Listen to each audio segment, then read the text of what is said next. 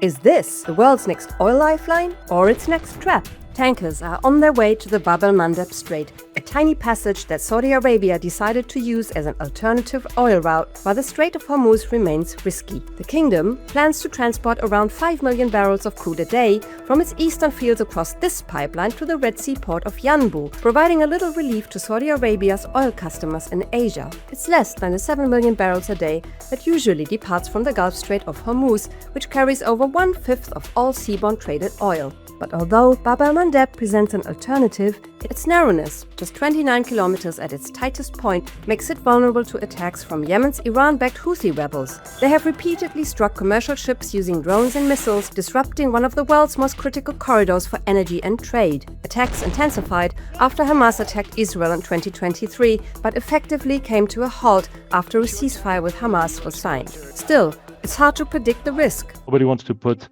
their crews and their ships in harm's way.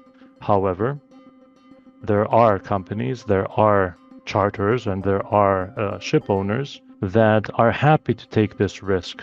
Shipping is an industry by which people make money. When there is chaos, more money is to be made. But the Houthis aren't the only threat. With ballistic missiles capable of reaching targets up to roughly 2,000 kilometers away, Iran could potentially strike ships moving toward the Bab el-Mandeb Strait. Saudis will look at things from their own perspective, through the lens that they understand and what best serves their interests. There is a roadmap to a reconciliation. The Houthis depend on this quite largely. A risk Saudi Arabia feels is worth taking.